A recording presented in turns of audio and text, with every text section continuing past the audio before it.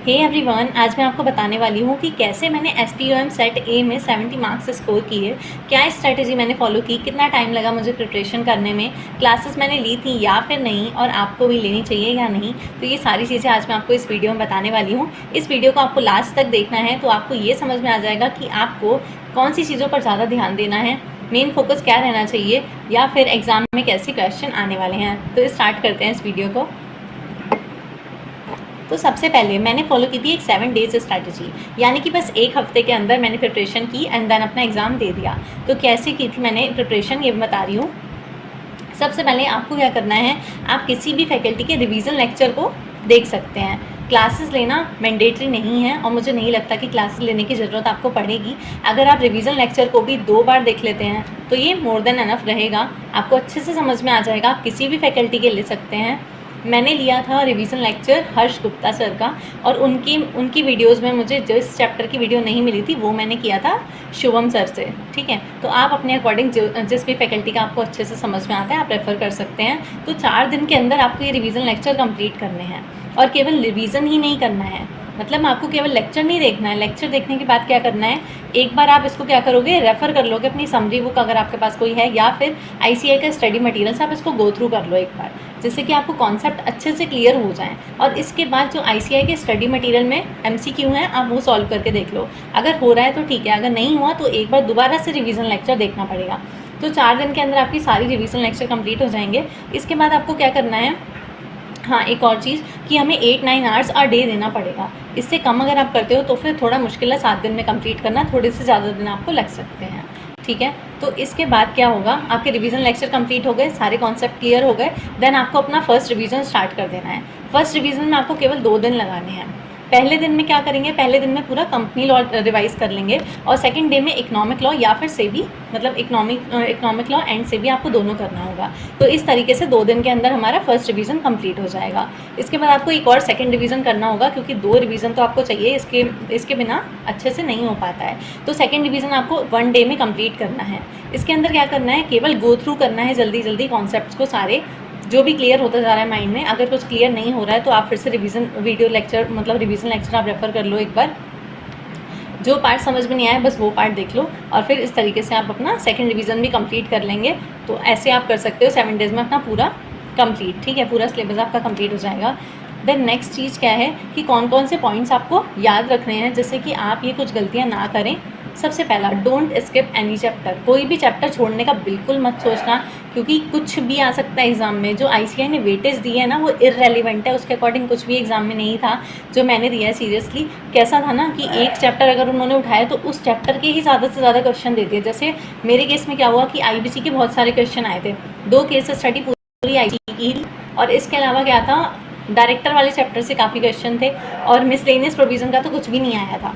तो इस तरीके से आपके एग्ज़ाम में कुछ भी आ सकता है, कुछ पता नहीं है। तो कोई भी चैप्टर छोड़ने का बिल्कुल भी नहीं सोचना है। जो आप छोड़ोगे ना, अगर उसमें से ही आ गया तो आपके 8 मार्क्स तो ऐसे ही चले गए, क्योंकि अगर एक केस स्टडी उसमें से आया और उसके 4 क्वेश्चन होते हैं तो आपके 8 मार्क्स तो गए।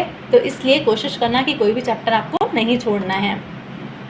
देन सेकेंड थिंग क्या है कि हमारा मेन फोकस रहना चाहिए टाइम लिमिट और पेनल्टी प्रोविज़न में, क्योंकि जो एग्ज़ाम होता है ना MCQ में क्या करते हैं, मेन फोकस इनका रहता है टाइम लिमिट्स पर, कि आपसे टाइम लिमिट पूछेंगे, जैसे कि वुमेन डायरेक्टर्स कौन कौन सी कंपनी को अपॉइंट करने पड़ते हैं, या फिर आपका हो गया कि मैक्सिमम डायरेक्टर कितने होने चाहिए। ऐसी सारी टाइम लिमिट्स को आपको अच्छे से करना है। और पेनल्टी प्रोविज़न तो मस्ट है, सेबी की और फेमा, सेबी की हो गई, फेमा की पेनल्टी, या किसी भी चीज़, सारे चैप्टर में जितनी भी पेनल्टीज़ हैं आपको सारी अच्छे से पता होनी चाहिए, क्योंकि पेनल्टी वाले क्वेश्चन तो आपको मिलेगा ही मिलेगा, 1 मिले 2 मिले या जितने भी, पर आना तो है ही है। तो टाइम लिमिट्स और पेनल्टी करना मस्ट है, ये आप रट लेना अच्छे से। और फोर्थ क्या है, कॉन्सेप्चुअल क्लैरिटी भी आपको होनी चाहिए, क्योंकि अगर आपको कॉन्सेप्ट नहीं पता है ना, तो क्वेश्चन अगर कॉन्सेप्ट से रिलेटेड आ गए, तो उन्होंने क्या पूछा था ना, बहुत इन डेप्थ एग्ज़ाम था जो मैंने दिया, वो इजी नहीं था।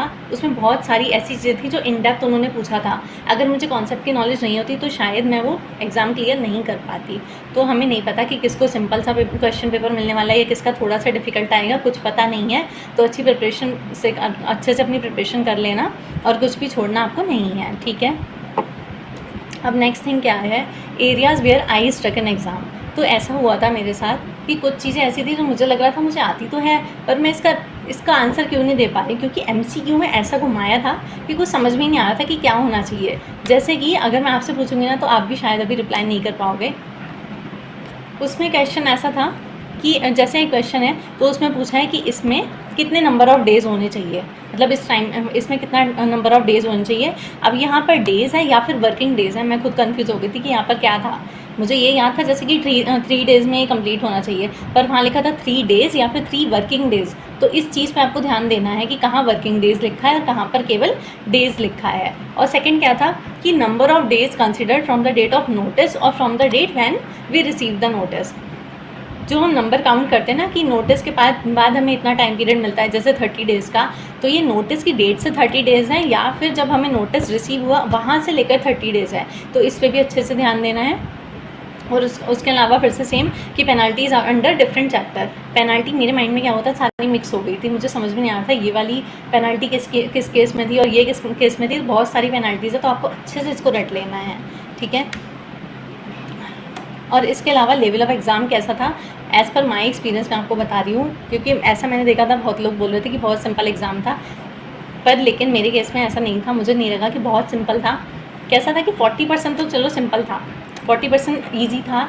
ईजी का मतलब कि इस 40% वाले क्वेश्चन में केवल वो थी टाइम लिमिट्स वगैरह या पेनल्टी प्रोविज़न, तो ये ईजी हो गया। जिसने रट रखी है पेनल्टी या फिर टाइम लिमिट के प्रोविज़न आ रहे हैं उसे पता है, तो उसके लिए ये ईजी है। तो मेरे लिए भी ये 40% वाला बहुत ईजी था। लेकिन जो 60% एग्ज़ाम था ना वो कैसा था, बहुत कॉन्सेप्चुअल था, बहुत डीप अंडरस्टैंडिंग होनी चाहिए आपको, आप तभी क्लियर कर सकते हो। ऐसे क्वेश्चन आए थे कुछ।